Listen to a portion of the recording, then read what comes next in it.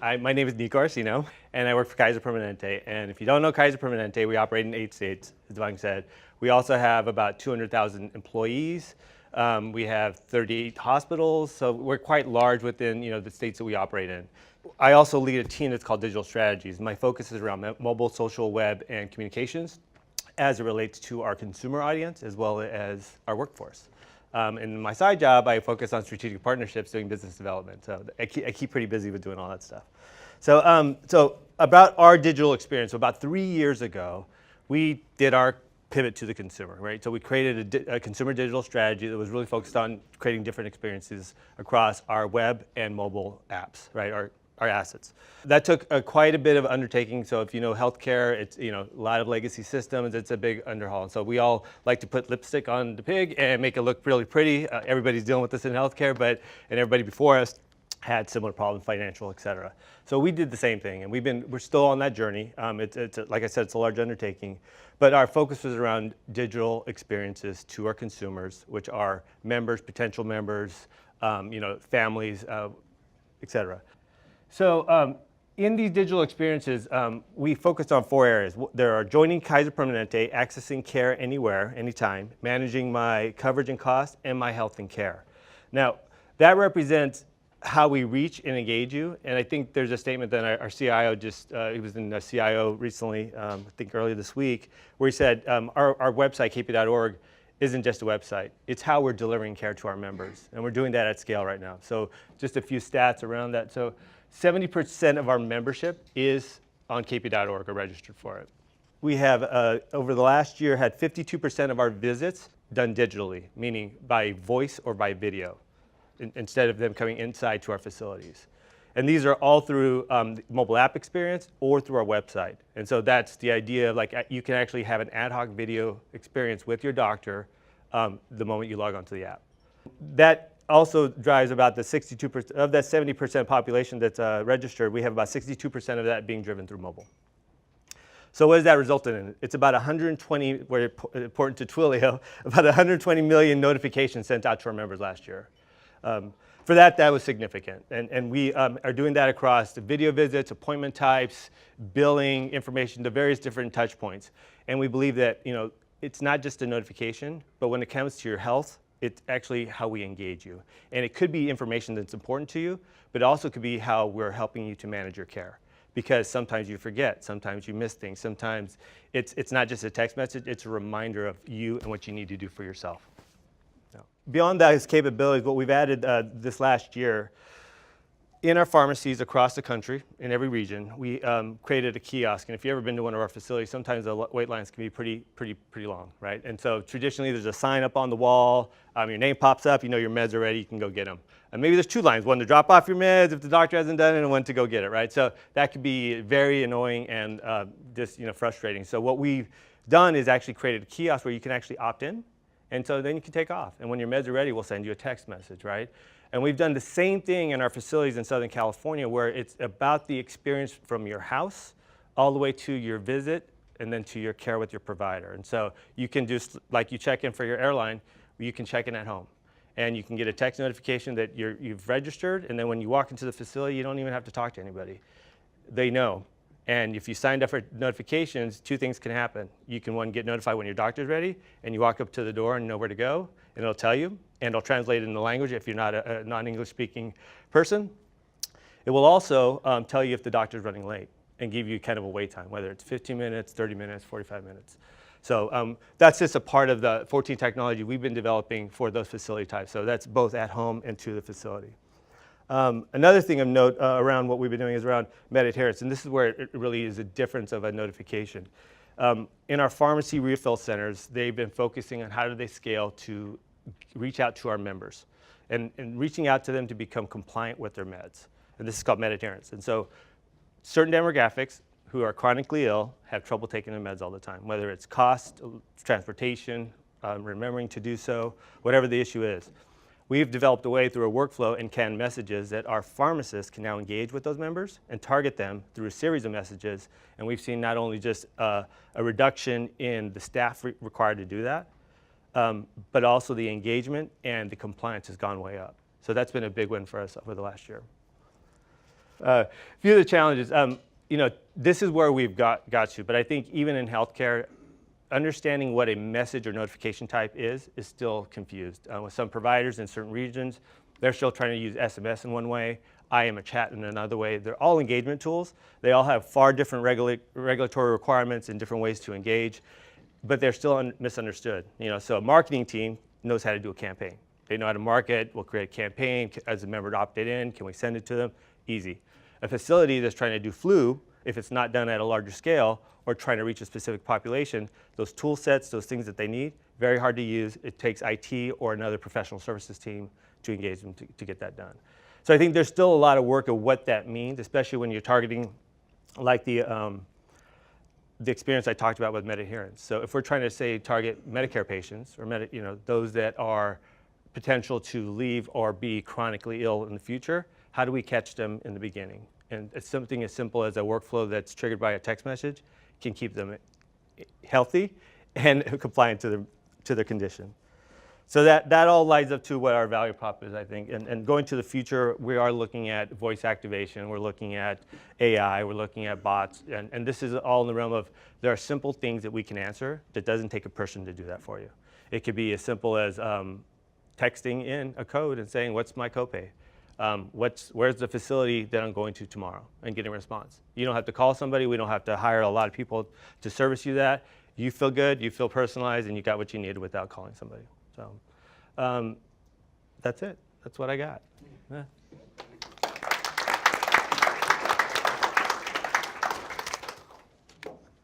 We're doing questions as we're going through, so would love to see if anyone has questions for Nico.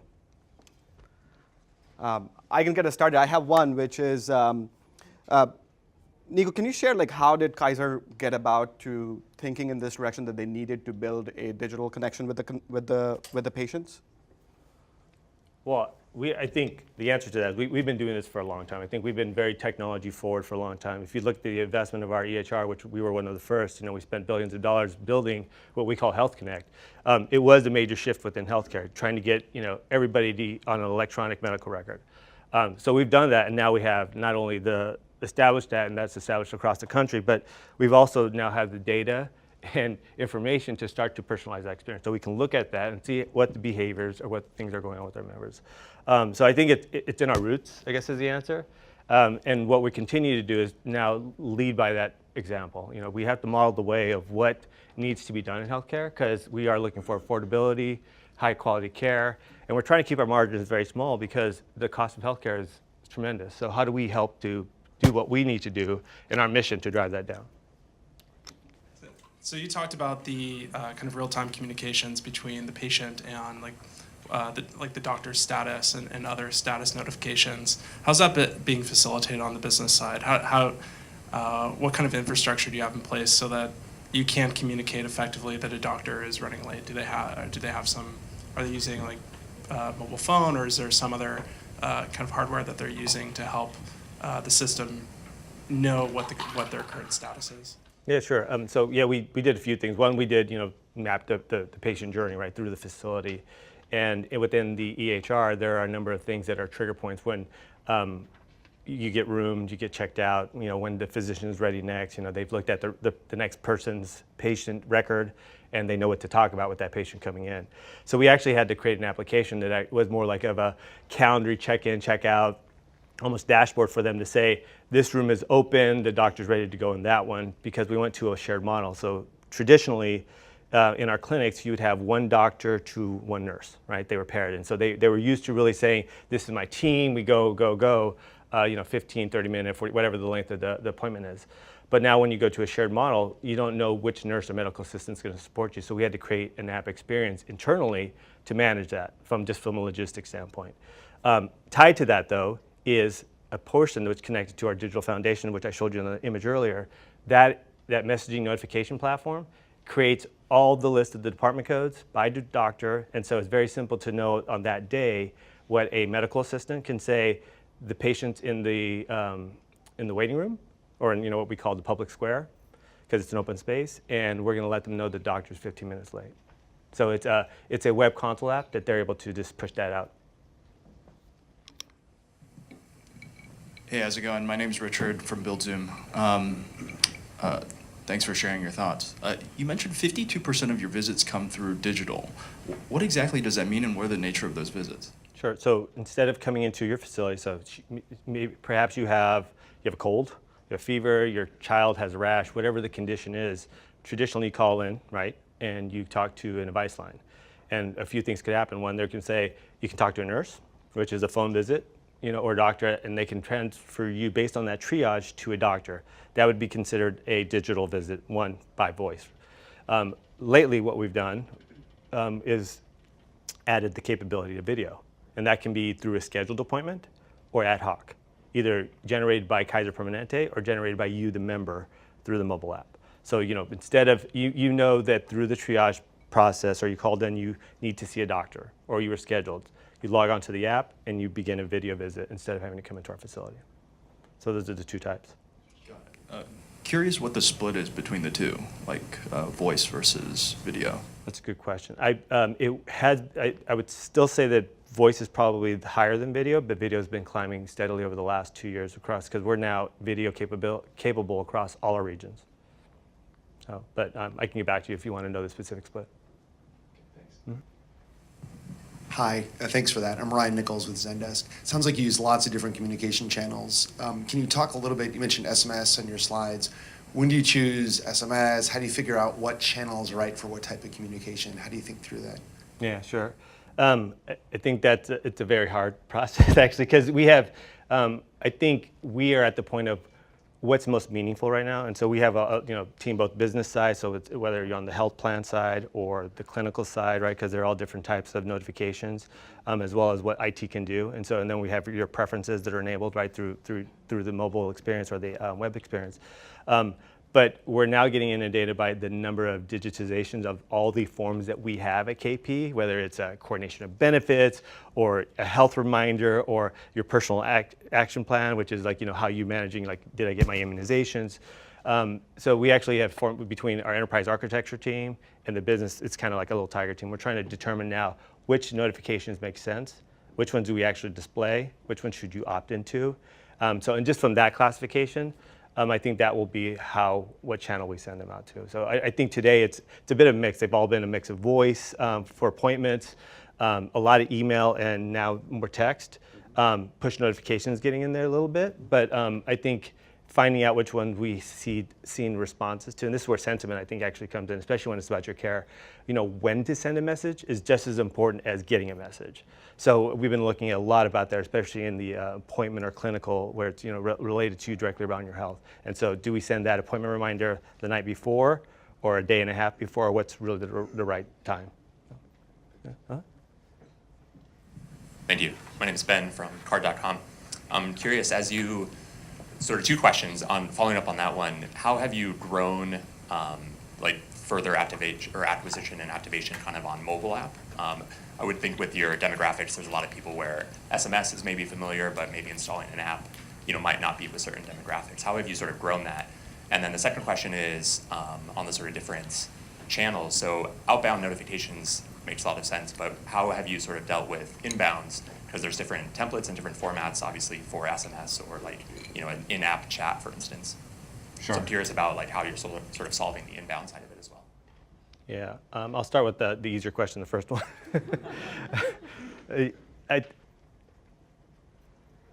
I think that actually I'll start with the hard one. Sorry.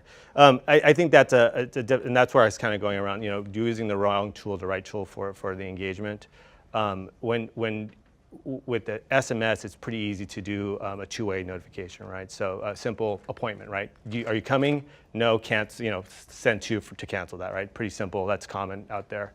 But the quality to your point about mobile app and the need for it, specific demographics, the older you get, probably fall off. That's not necessary, and that's where SMS really is valuable, because then we can still get to them no matter what type of device that they have. And some actually prefer the voice call, and then we still use IVR to actually ring your house if you still have a landline, right, to get to you. Same principle: one to accept, two to cancel. I think when you get into more of the real-time or IM responses, we have been slower to adopt that, and not because we can't do it, or I think it's the value to the member in that. So I'm a father or a mom, and I have a young child. I'm working from home, or I had to stay home because he's sick. IM makes a lot of sense, right? I can be on the computer, I can be on the phone, whatever you're doing in a meeting. That's easy to talk about making an appointment. Once you start getting into the realm of triaging that around specific conditions, not so good, right? So then you're sending clinical information back and forth. The transaction leads out. I really need you to define that a lot more. You can't get the inflection or the feeling of the member because you can't see them, you can't hear their voice. So a lot of that is lost in that, which is, I think, part of the way that you practice medicine. So I think from a personalization, or just really how you can get the right information that you need to triage them, it makes it a lot harder. So I think we've seen less of that. What we are seeing, though, is more the triage type of app where it's more symptom-based. We have protocols within each of our regions where our physicians say, these are the 15 things that we know that if you have a urinary tract infection, if you answer 1, 2, and 3 or 4, you got it, right? So we're working more on automating those type of responses because those are easier to do and then get you to the right person through like a chat application or even through text with a bot, some AI back, responding to you. So, did I cover all your questions? Yeah. Okay, cool. How do you manage the relationship between maybe caregivers and the patients themselves? I mean, so, for example, if you're dealing with an elderly, grandparent or parent, and you're managing their care on their behalf, is there a permissioning system that allows you to flip a switch and have that caregiver be able to respond on behalf of another patient? Oh yeah, definitely. So in the same family, we call that proxy. So we can make you, so I'm a proxy for my son, right? So I can manage his care across the ones that you're allowed to. And there's after a certain age, you can't see certain things about that person because that's private. But we're able to do that across our mobile and web. But are you asking how it's done or if we can do it? I mean, it sounds like you have the logic built into the system to be able to do that. Yeah, it's built into our My Health Manager, which is connected to our EHR, or electronic medical record, which allows for if you're the subscribed or insured person of a child who's part of your plan, you can then become a proxy for them. All right. We'll have to conclude Nico's session. You'll have an opportunity to talk to Nico individually too, but I want to make sure that we can move along with the program. Thank you, Nico. Thank you.